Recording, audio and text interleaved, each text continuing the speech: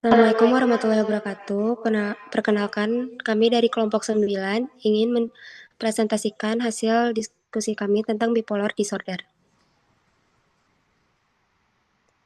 Yang beranggota Devina Putri, Elda Anira, Fatia Rena, dan Hana Sajingga.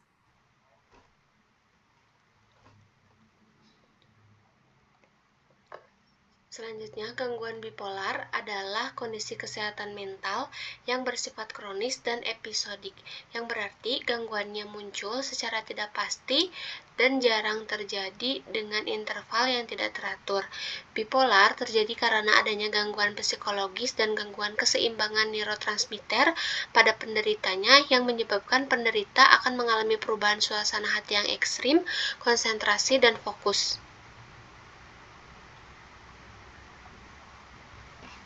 Selanjutnya ada prevalensi. Gangguan bipolar berusia 18 tahun ke atas di Amerika Serikat 3,4 juta atau 1,7% tahun 2015, menjadi 5,7 pada tahun 2016 atau 2,6%. Sedangkan di Indonesia belum tercatat oleh Riskedes 2018, tetapi data dari Bipolar Care Indonesia diperoleh sebanyak 1% tahun 2016 menjadi 2% tahun 2017 atau 72.860 jiwa masyarakat Indonesia mengidap gangguan bipolar.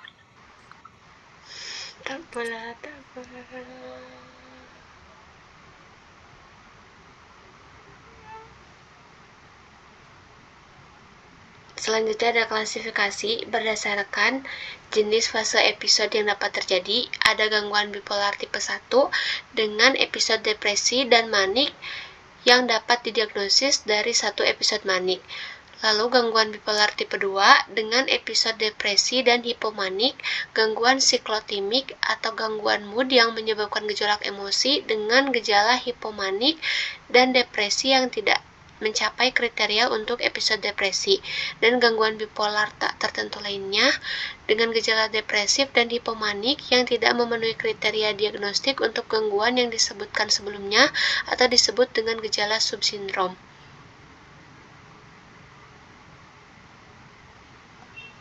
Selanjutnya di etiologi, ada faktor genetik, faktor fisiologis, faktor lingkungan dan stres, dan struktur dan fungsi otak.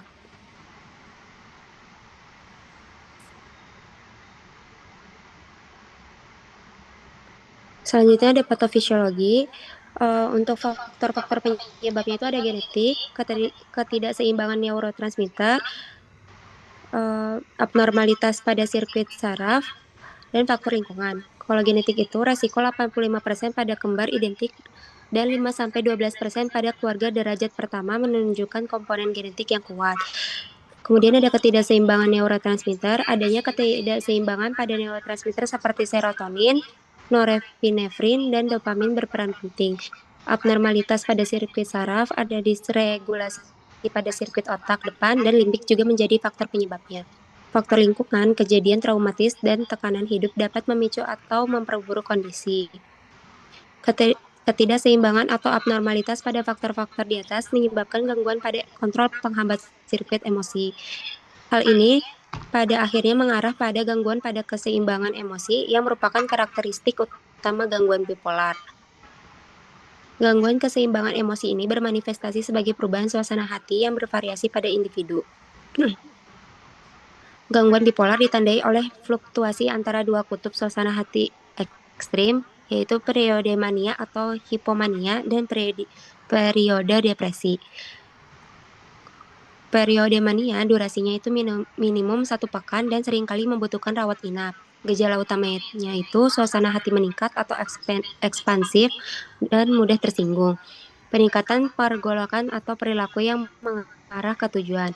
Gejala penyertanya itu penurunan kebutuhan tidur, peningkatan sifat muluk, kemudahan terdistraksi, peningkatan kemudahan tersinggung, pikiran yang berlomba, pengambilan resiko, ucapan yang terdorong. Lalu ada periode depresi, durasinya itu minimum 2 pekan. Lalu ada gejala utamanya itu suasana hati tertekan, penurunan rasa bahagia, penurunan konsentrasi, penurunan penarikan diri seperti menarik diri dari lingkungan sosial, perasaan bersalah, rasa cemas, ketiadaan harapan, penghambatan atau pergolakan, pikiran dan perilaku ingin bunuh diri. Gejala penyertanya itu gangguan tidur, rasa lelah, perubahan berat tubuh, nafsu makan. Lalu ada suasana hati normal atau eutimia, merupakan periode pasti dari suasana hati normal. Tujuan pengobatan primer adalah untuk menjaga kondisi eutimia ini. Lalu ada catatan penting mengenai tipe gangguan bipolar. Gangguan bipolar pertama itu melibatkan minimal 1 episode mania penuh dan 1 episode depresi mayor. Diperkirakan 10 episode mania dan depresi dalam satu periode hidup jika tidak ditangani. Lalu ada gangguan bipolar 2, melibatkan minimal 1 episode hipomania dan 1 episode depresi mayor. Periode hipomania melibatkan lebih sedikit mania yang parah, tidak ada gejala psikotik, tidak ada rawat inap, dan bertahan paling sedikit 4 hari berturut-turut.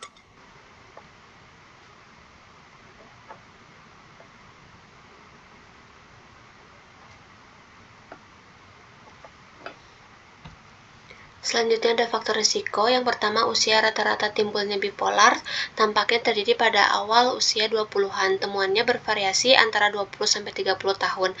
Lalu genetik keluarga, adanya trauma masa kecil, stres psikologis atau peristiwa kehidupan yang belum sembuh, penggunaan opioid atau ganja. Penggunaan ganja dikaitkan dengan peningkatan risiko sekitar 3 kali lipat menderita bipolar. Lalu infeksi Toxoplasma gondii meningkatkan risiko bipolar dan cedera otak traumatis.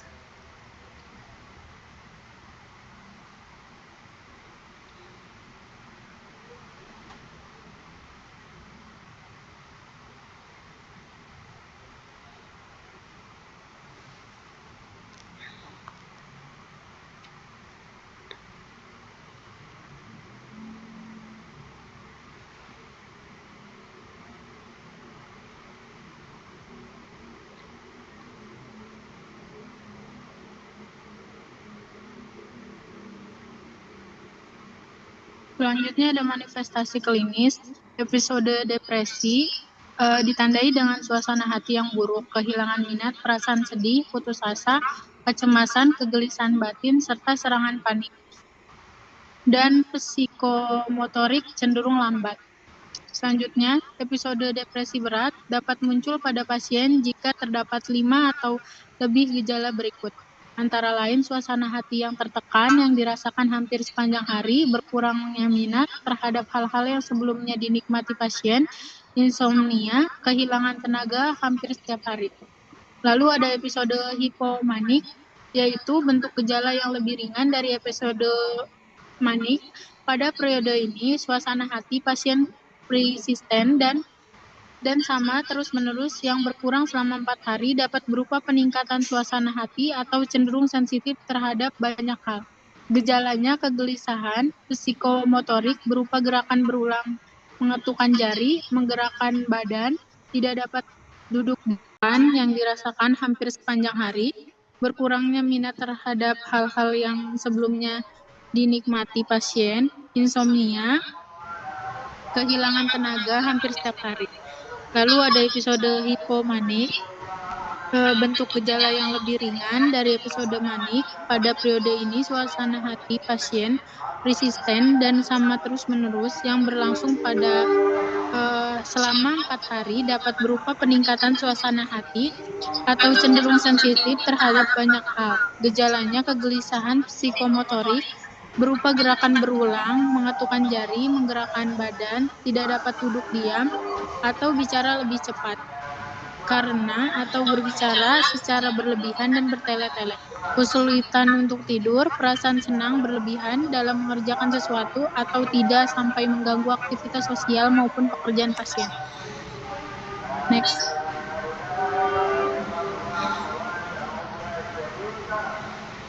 Lalu ada episode manik yang merupakan episode kedua yang paling banyak dialami sebagai gejala pertama pada pasien bipolar. Gejala yang menjadi tandanya peningkatan suasana hati yang berlebih atau antusiasme berlebih, suasana hati tidak stabil. Peningkatan aktivitas psikomotorik, perasaan gelisah berlebih merupakan melakukan gerakan secara berulang, berbicara cepat, tidak dapat dikontrol. Lalu ada episode campuran. Episode ini pasien mengalami episode manik dan depresi secara bersamaan. Pasien mengalami fase berlangsung 1 minggu. Gejalanya mood tereksitasi, marah, serangan panik, pembicaraan cepat, agitasi, menangis, insomnia derajat berat, terkadang timbul kebingungan.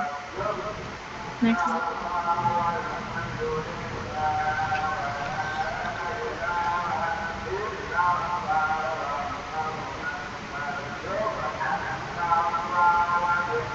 Selanjutnya, diagnosis gangguan bipolar dilakukan dengan anamnesis lengkap untuk mengetahui status mental dan perjalanan penyakit serta episode yang dialami pasien, di mana pasien akan melakukan pemeriksaan fisik dan laboratorium untuk memastikan diagnosis yang ditegakkan berdasarkan DSM-5 dan ICD-10.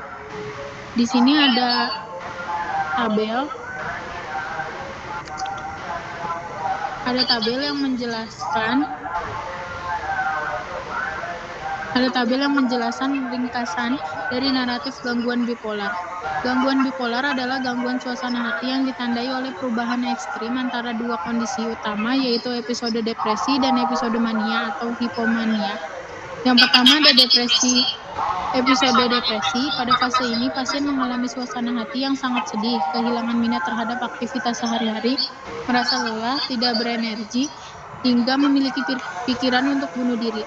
Berdasarkan tingkat keparahannya, menurut ICD-10, episode depresi dibagi menjadi mild F320, gejala ringan 2-3 gejala, pasien masih bisa menjalankan aktivitas sehari-hari. Lalu ada moderat atau F321, gejala lebih banyak, kurang lebih 4, dan mulai mengganggu aktivitas sehari-hari.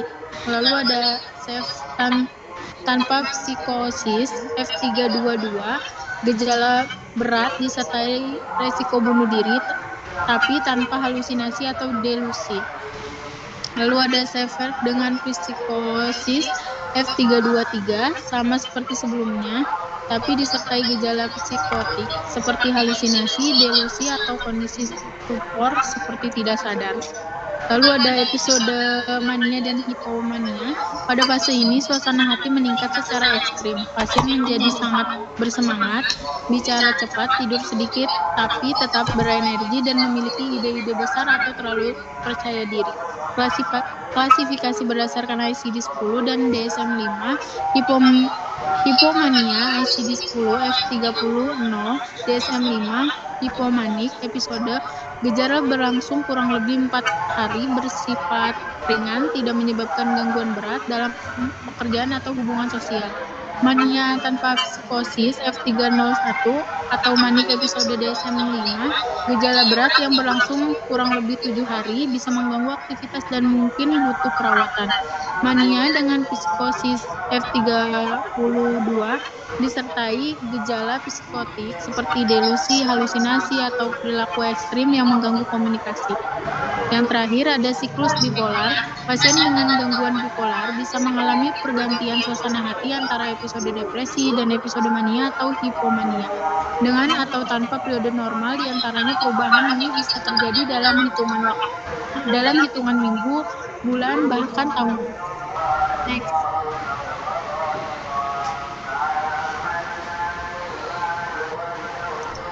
Selanjutnya, diagnosis banding. Gangguan kepribadian seperti gangguan kepribadian ambang yang disertai disregulasi afektif adalah diagnosis banding yang umum. Begitu pula gangguan depresi mayor, penyalahgunaan zat, dan gangguan pemusatan perhatian juga merupakan bagian dari diagnosis banding. Di tabel ini menjelaskan bahwa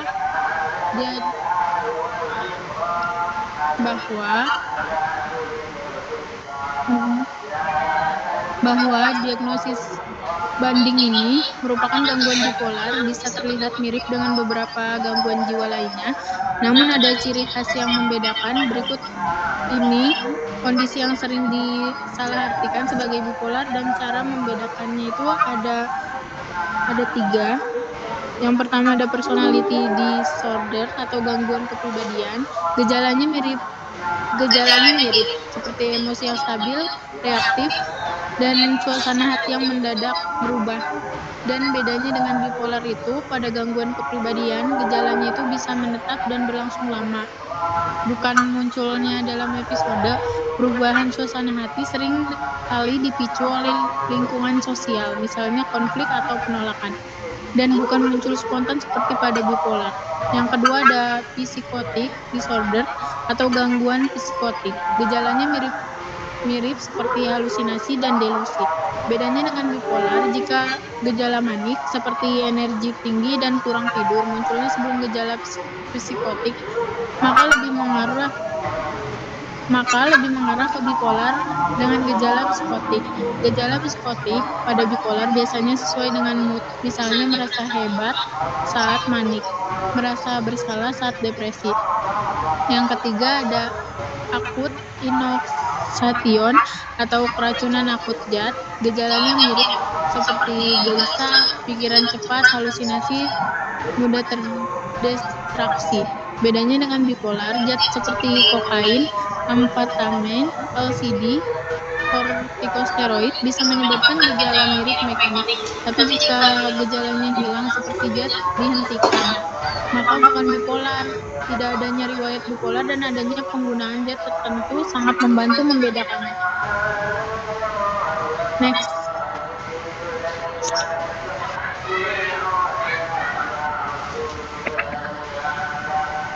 Selanjutnya ada algoritma dan juga tata laksana untuk bipolar disorder ini. Secara umum, bipolar ini terbagi menjadi dua bagian. Yang pertama itu ada akut manik or mixed episode atau episode manik atau campuran akut, dan juga akut depresif episode depresif akut. Dari kedua bagian ini memiliki general guideline yang berbeda dan juga terapi khususnya tergantung pada jenis dan beratnya episode.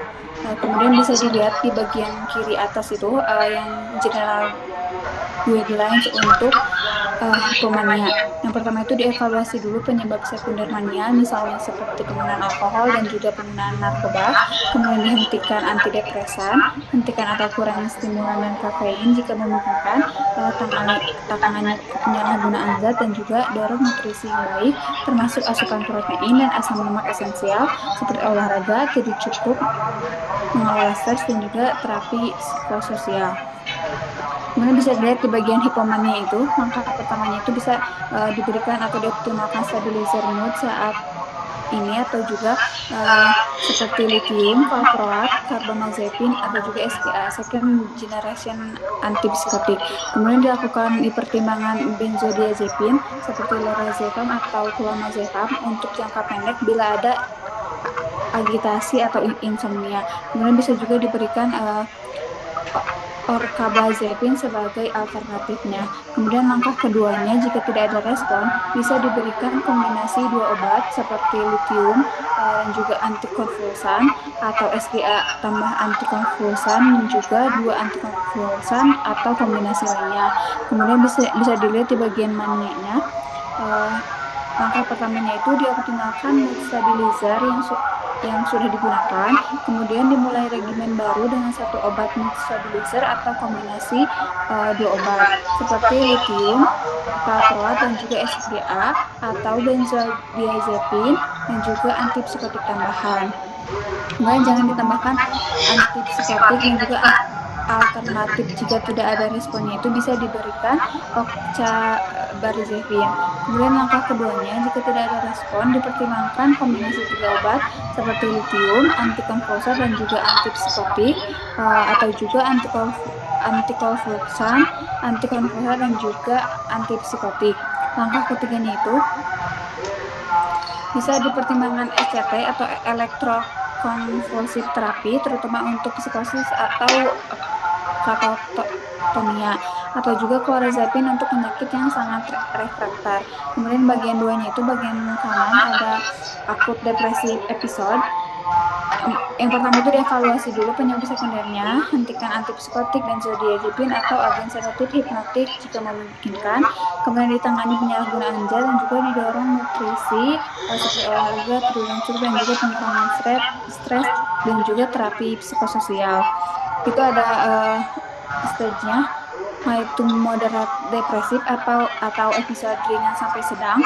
Bisa diberikan itu litium, quetiapin atau juga lurasidon. Kemudian bisa diberikan alternatif antikonvulsan seperti lamotrigin atau juga valproat. Bisa juga antipsikotik kombinasi fluoxetine dan juga olanzapine. Kemudian jika depresinya berat tuh bisa diberikan sebenzamud seperti litium atau quetiapin atau juga lurasidon. Jika ada gejala psikotik maka ditambahkan antipsikotik. Kemudian bisa diberikan alternatif lamotrigin dan juga valproat. Jika tidak ada respon, maka bisa ditambahkan carbamazepine atau juga antidepresan. Kemudian misalkan lainnya itu bisa diberikan kombinasi 3 obat seperti litium, lamotrigin, dan juga antidepresan atau litium, quetiapin, dan juga antidepresan. Selanjutnya, jika masih tidak ada respon, maka dipertimbangkan SCT atau juga clorazapine untuk kasus refraktor berat disertai psikosis atau katatonia. Next.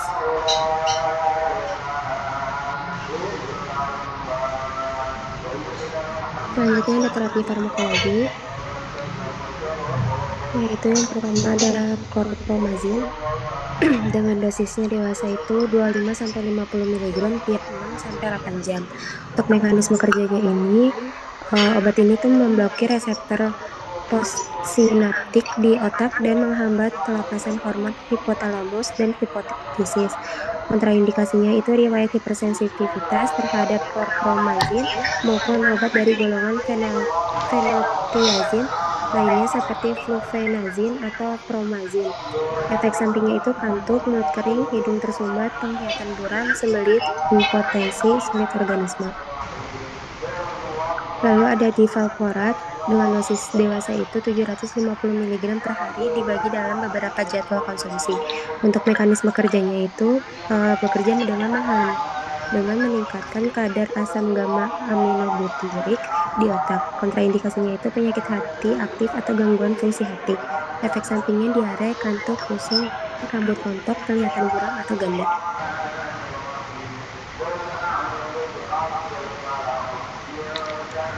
Selanjutnya ada quetiapin atau QTP. Monoterapi QTP memiliki efek yang positif dalam mengobati pasien pada episode presi dan manik dengan onset cepat serta memiliki efektivitas yang tinggi dibandingkan litium dalam mengobati pasien pada episode depresi akut. Dosisnya untuk dewasa 50 mg 2 kali sehari pada hari ke-1 diikuti 100 mg 2 kali sehari pada hari kedua, 150 mg 2 kali sehari pada hari ketiga, dan 200 mg 2 kali sehari pada hari keempat. Sesuaikan secara bertahap hingga 200 mg setiap hari sesuai dengan respon. Maksimalnya 800 mg. Untuk lansia awalnya 50 mg sekali sehari disesuaikan secara bertahap 50 mg sesuai dengan respon. Mekanisme kerjanya antipsikotik agonis parsial reseptor 5-HT1A dan memiliki efek antagonis pada serotonin 5-HT2A dan dopamin. Afinitas terhadap reseptor 5-HT yang berbeda tersebut memiliki peran dalam menstabilkan suasana hati. Kontraindikasi penggunaan bersamaan dengan inhibitor CYP3A4, misalnya inhibitor protease HIV, agen anti jamur seperti azol, eritromisin, klaritromisin, depazodon. Efek sampingnya, efek antikolinergik misalnya kebingungan, agitasi, konstipasi, penglihatan kabur, retensi urin, hipotiroidisme, penambahan berat badan, pusing, mengantuk, sakit kepala, dan hidung tersumbat. Selanjutnya carbamazepine, dosisnya awalnya 400 mg per hari dalam dosis terbagi. Dosis pemeliharaan 400-600 mg per hari dalam dosis terbagi, maksimalnya 1600 mg per hari. Mekanisme kerjanya menekan aktivitas di nukleus ventralis thalamus, mengurangi propagasi sinaptik impuls eksitatori atau mengurangi penjumlahan stimulasi temporal yang menyebabkan pelepasan muatan saraf dengan membatasi masuknya ion Na melintasi membran sel atau mekanisme lain yang tidak diketahui. Kontraindikasinya, riwayat depresi sumsum tulang, riwayat porfiria hati, dan penggunaan bersama dengan MAOI, nifazodon, delafirdin atau NNRTI yang dimetabolisme oleh CYP34. Efek sampingnya penglihatan kabur, mulut kering, mual, muntah, kelemahan, peningkatan LDL, HDL, edema, sakit kepala, hipertensi. Selanjutnya haloperidol, dosisnya 0,05 sampai 5 mg 2-3 kali sehari. Dosis pemeliharaan 3 sampai 10 mg setiap hari. Untuk lansia 0,5 sampai 2 mg 2-3 kali sehari, maksimalnya 20 mg per hari dalam dosis terbagi. Mekanisme kerjanya antipsikotik generasi pertama. Obat ini secara non-selektif menghambat reseptor dopaminergik di 2 pos sinaptik di otak. Kontraindikasinya depresi SSP toksik yang parah, kondisi koma, penyakit Parkinson, lesi ganglia basal, tirotoksikosis, gangguan jantung yang signifikan misalnya infark miokard akut, gagal jantung, aritmia, bradikardia, dan laktasi. Efek sampingnya aritmia jantung, takikardia, gangguan penglihatan, diare, mual, muntah, hipoglikemia, gelisah, sakit kepala, kebingungan, insomnia, dan retensi urin dan hipotensi.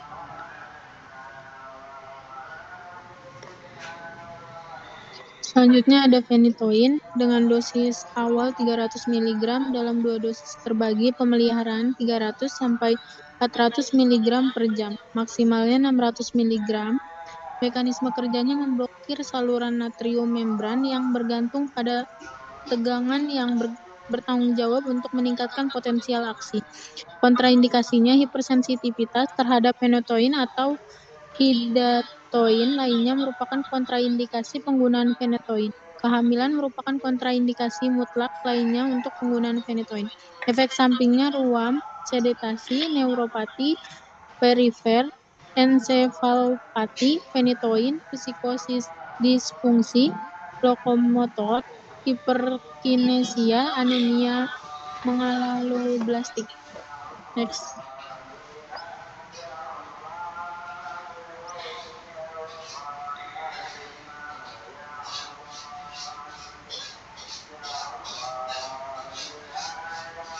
Selanjutnya ada litium karbonat dengan dosis 1000 sampai 1500 mg setiap hari atau 450 sampai 670 mg 2 kali sehari. Kemudian untuk profilaktisnya 300 sampai 400 mg setiap hari atau 450 mg 2 kali sehari. Untuk mekanisme kerjanya, mekanisme pasti dari litium sebagai agen stabil suasana hati tidak diketahui, namun diyakini mempengaruhi transportasi kation melintasi membran sel pada sel saraf dan juga otot, mempengaruhi reuptake serotonin dan atau neuropineprin, dan menghambat sistem pembawa pesan kedua yang melibatkan siklus fosfatidilinistiol. Kontraindikasinya penyakit kardiovaskular berat, penyakit jantung yang berhubungan dengan gangguan irama dan gangguan ginjal berat.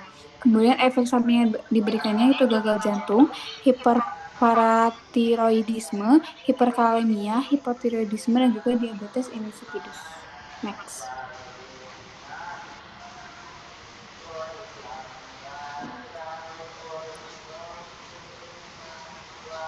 Kemudian ada risperidon dengan dosis awal 2 mg per hari, bisa dikonsumsi sebagai dosis tunggal atau juga dibagi ke dalam 2 dosis.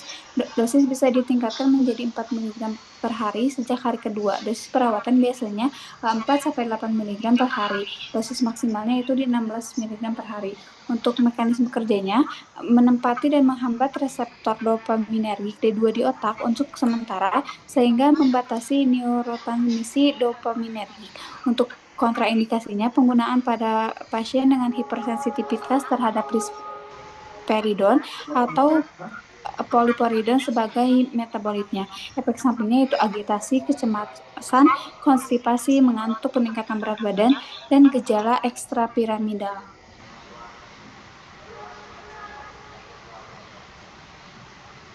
Selanjutnya ada lamotrigine atau antikonvulsan dengan dosis pemeliharaan 200 mg, 400 mg dengan pertimbangan tambahan diberikan pada pengobatan yang diberikan bersama dengan lamotrigine.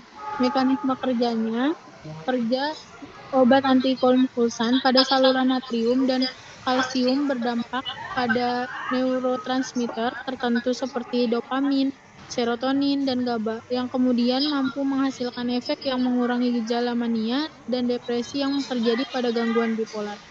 Untuk kontraindikasinya, hipersensitif terhadap lamotrigine atau bahan-bahannya merupakan kontraindikasi utama untuk pemberian lamotrigine. Efek sampingnya mual muntah, nyeri dada, nyeri punggung, penyakit keratosis, busung dysmenorrhea, perubahan berat badan, sembelit, sakit perut, rasa sakit, kelemahan, insomnia, mengantuk, pusing, ataksia, dan lain sebagainya. Next.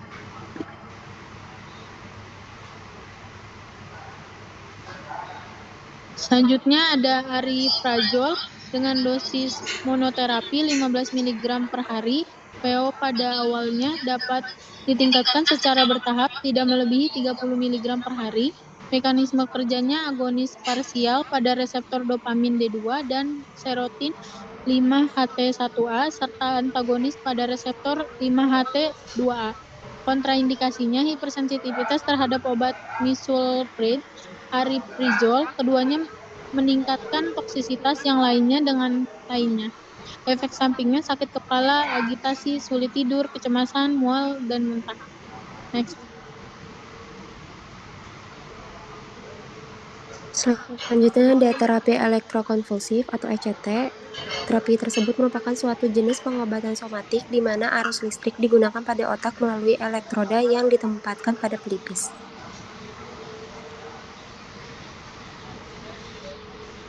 Selanjutnya ada terapi non-farmakologi yang dapat dilakukan pasien. Yang pertama itu terapi farmakologi ini ditunjukkan untuk menstabilkan suasana hati, memperbaiki kualitas hidup, dan juga mengurangi resiko kehamilan. Terapi non-farmakologi yang dapat dilakukan itu yaitu tidur dengan durasi yang cukup, berolahraga secara teratur, mengelola stres seperti kurangi berpikiran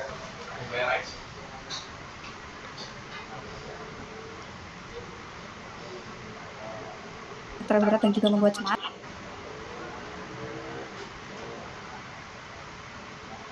Selanjutnya untuk outcome terapi, yang pertama ada pemulihan gejala mania atau depresi pada pasien sehingga didapatkan mood yang stabil atau automic. Lalu ada mencegah kambuh yang mengurangi gejala subsisol, meningkatkan fungsi sosial, mengurangi resiko bunuh diri, dan ketidakstabilan mood. Next. Berikut daftar pustaka yang kami gunakan.